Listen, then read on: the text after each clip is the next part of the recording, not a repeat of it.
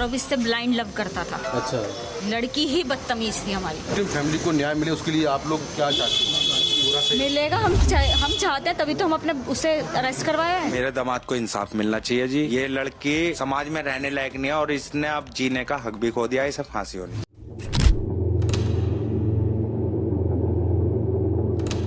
Love story, धोखा, तंत्र विद्या या कुछ और, इस कहानी के कई दिल दहलाने वाले रहस्य हैं। 18 मार्च 2025 मेरठ ब्रह्मपुरी के इंदिरा नगर में जो सच्चाई सबके सामने आई, उसे सुनने के बाद तो एक माँ बाप भी अपनी बेटी को फांसी चढ़ाकर मारने को कहते हैं। आखिर ऐसा क्या होता है जो एक माँ अपनी ही कोख से जन्मी बेटी को फांसी के फंदे पे चढ़ाने की मांग करती है? तो आप सुन रहे हैं true crime story with mysterious spot.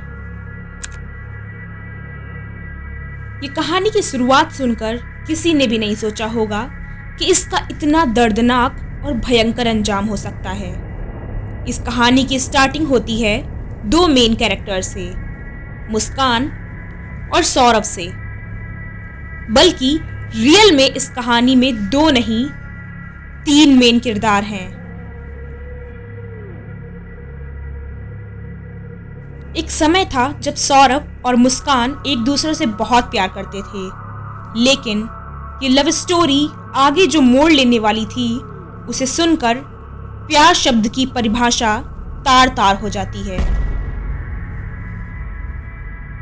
29 साल के सौरभ, जिनका पूरा नाम सौरभ राजपूत, जो कि मर्चेंट नेवी में थे, और वहीं 26 साल की मुस्कान रस्तोगी।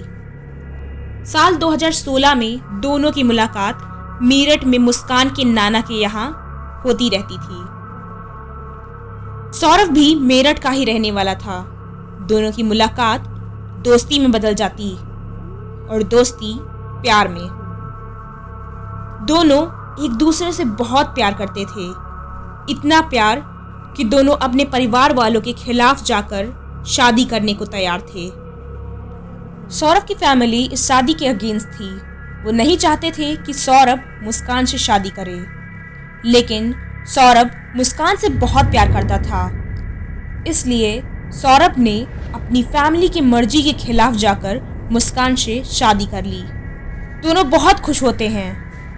शादी के बाद सौरभ अपनी जॉब के चक्कर में लंदन चला जाता है, लेकिन मुस्कान और सौरभ की फैमिली के रिलेशंस ठीक न होने की वजह से सौरभ को शादी के 1 या 1.5 साल के अंदर ही लंदन से मर्चेंट नेवी की जॉब छोड़कर वापस आना पड़ता है। शादी के बाद सौरभ अपनी जॉब के चक्कर में लंदन चला जाता है, लेकिन मुस्कान और सौरभ की फैमिली के रिलेशंस ठीक न होने की वजह से सौरभ को शादी के 1 या 1.5 साल के अंदर ही लंदन से मर्चेंट नेवी की जॉब छोड़कर वापस आना पड़ता है। सौरभ के घर वाले भी सौरभ को बेदखल कर देते। अब सौरभ और मुस्कान ब्रह्मपुरी में ही अलग किराए का एक घर लेते हैं और उसी में रहना स्टार्ट कर देते हैं। धीरे धीरे सब कुछ ठीक चल रहा था। सौरभ दिल्ली रोड एक प्लाईवुड शॉप में काम करने लगता है और साल 2019 में दोनों के घर एक प्यारी सी बेटी जन्म लेती है। अब उस घर में 3 लोग हो जाते हैं, मुस्कान, सौरभ और उनकी बेटी पीहू। साल 2019 में ही एक स्कूल रियूनियन का व्हाट्सएप ग्रुप बनता है, जिसमें मुस्कान और उसके साथ क्लास 8 तक पढ़ने वाले स्टूडेंट्स, कोलीग्स को जोड़ा जाता है। मुस्कान भी उस ग्रुप का हिस्सा बन चुकी थी। ये सब कलीग्स एक जगह पर मिलने का सोचते हैं। मुस्कान भी सौरभ को रीयूनियन पार्टी के बारे में बताकर जाती है और वहीं मुस्कान की मुलाकात इस कहानी की तीसरे मेन किरदार से होती है। एक 28 साल का लड़का, साहिल शुक्ला, जिसे देखकर शायद मुस्कान बहुत अट्रैक्ट होती है। दोनों एक दूसरे से अपने नंबर्स एक्सचेंज करते हैं और रोजाना कभी कॉल या चैट के थ्रू एक दूसरे से बात करते थे। क्योंकि सौरभ काम से शॉप में रहता था तो ये सब मुस्कान के लिए काफी इजी था। एक दिन सौरभ और मुस्कान की बेटी रो रही थी, तभी अचानक मकान मालिक वहां पहुंच जाते हैं, जहां वो साहिल और मुस्कान को एक साथ देखते हैं। ये बात लैंडलॉर्ड सौरभ को बताते हैं।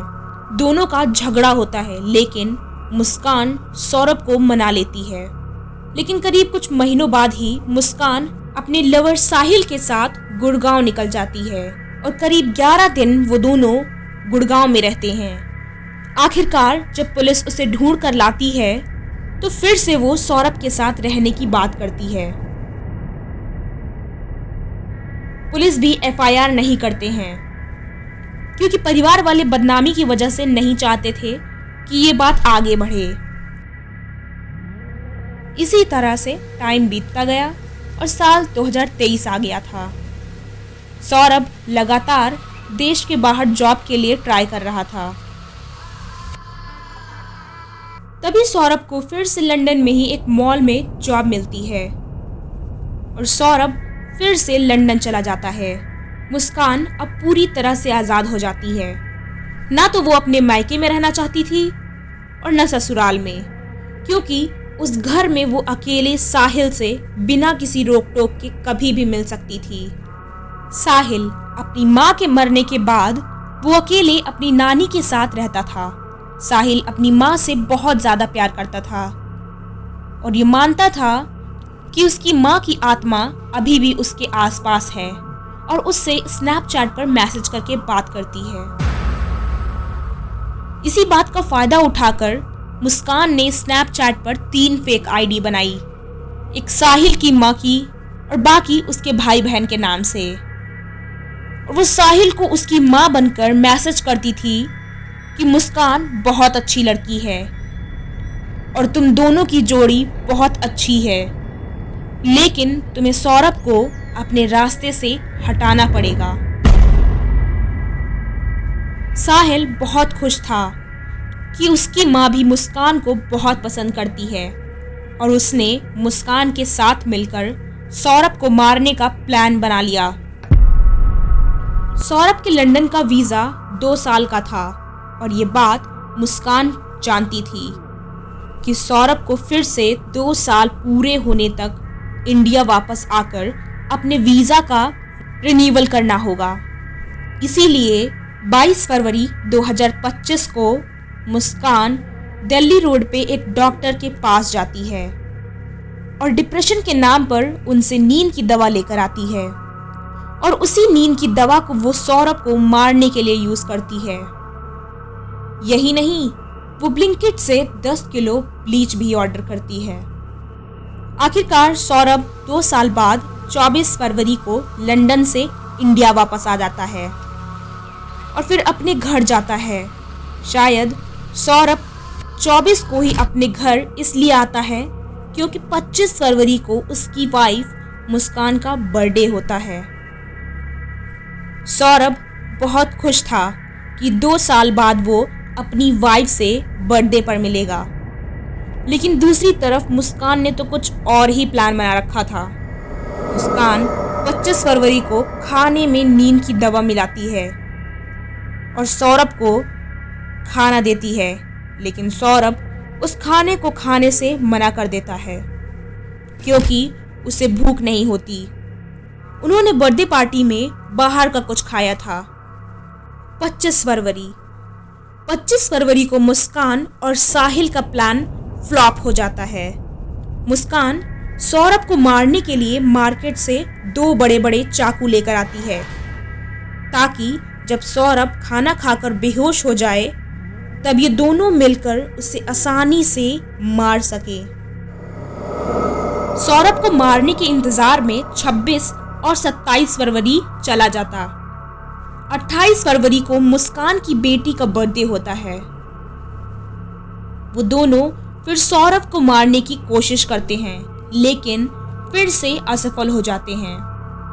उसके बाद 1 और 2 मार्च दोनों सौरभ को मारने की प्लानिंग कर रहे थे। इस दौरान सौरभ अपनी फैमिली के पास जाता था और खाना पैक करा कर लाता था। 3 मार्च को सौरभ अपने घर फैमिली के पास जाता है। उसकी माँ ने उसके लिए कोफ्ते बनाए थे। जब वो कोफ्ते लेकर आता है वो मुस्कान को उन्हें गर्म करने के लिए देता है और खाना लगाने के लिए कहता है। मुस्कान को अब अपने प्लान को अंजाम देने का बहुत अच्छा चांस दिख रहा था।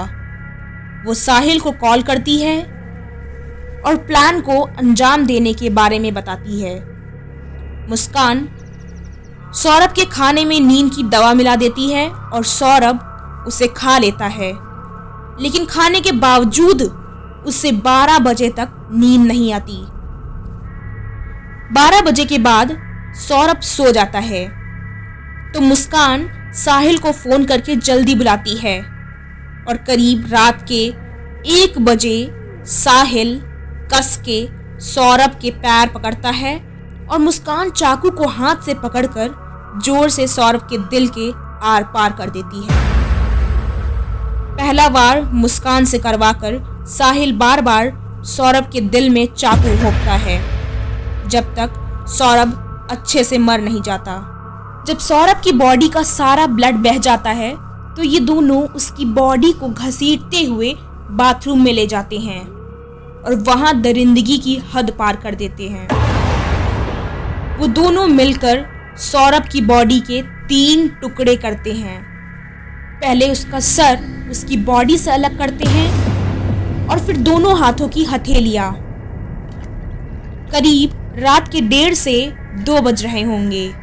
सौरभ की बॉडी वैसे ही बाथरूम में पड़ी थी और साहिल सौरभ के कटे हुए सर और कटी हुई हथेलियों को एक पॉलीथीन में भरकर थोड़ी दूर अपने किराए के कमरे में ले जाता है और शायद वो वहां सौरभ के कटे हुए पार्ट्स पर ब्लैक मैजिक करता है, क्योंकि जब आप साहिल के कमरे की एक झलक देखेंगे तो हैरान हो जाएंगे।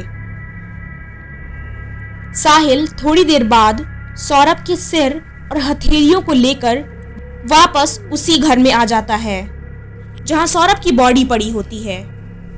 अब ये दोनों ये दिमाग लगा रहे होते हैं कि सौरभ की बॉडी को ठिकाने कैसे लगाया जाए।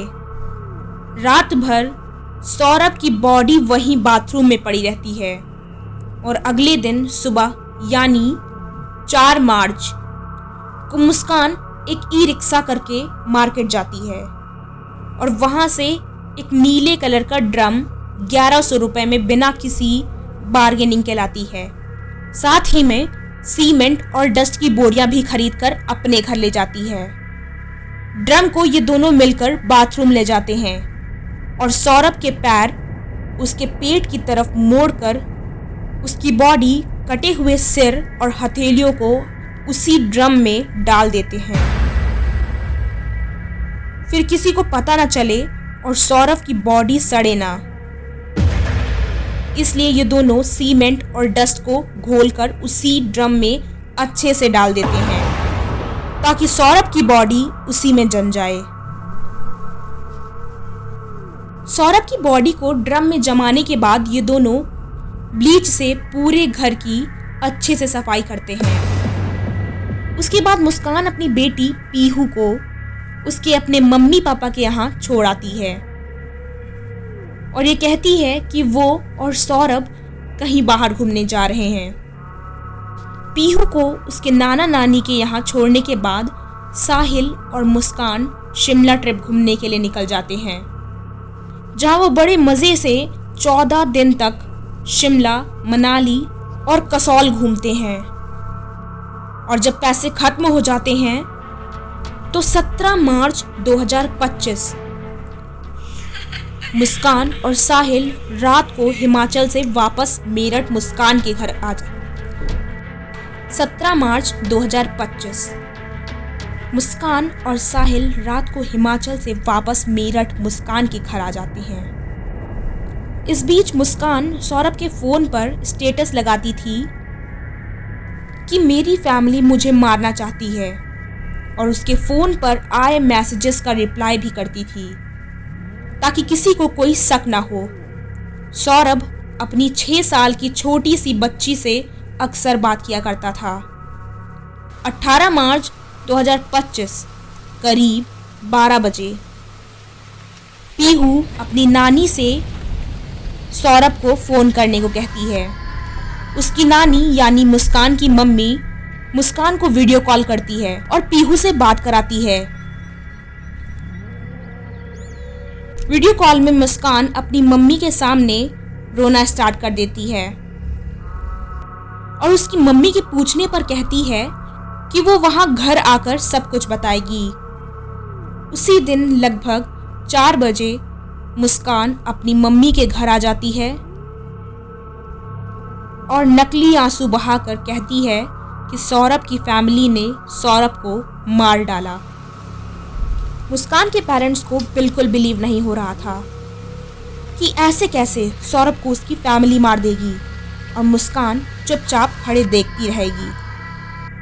सौरभ को ड्रम में जमाने के बाद साहिल और मुस्कान 4 लेबर को बुलाते हैं ताकि ड्रम को कहीं बाहर ले जाया सके, लेकिन ड्रम इतना भारी होता है कि 4 लेबर मिलकर भी उसे उठा नहीं पाते हैं। उन लेबर्स और मुस्कान की फैमिली दोनों को शक हुआ कि दाल में कुछ तो काला है। मुस्कान के पेरेंट्स ने मुस्कान से फिर से पूछा कि वो सच सच बताए आखिर हुआ क्या है।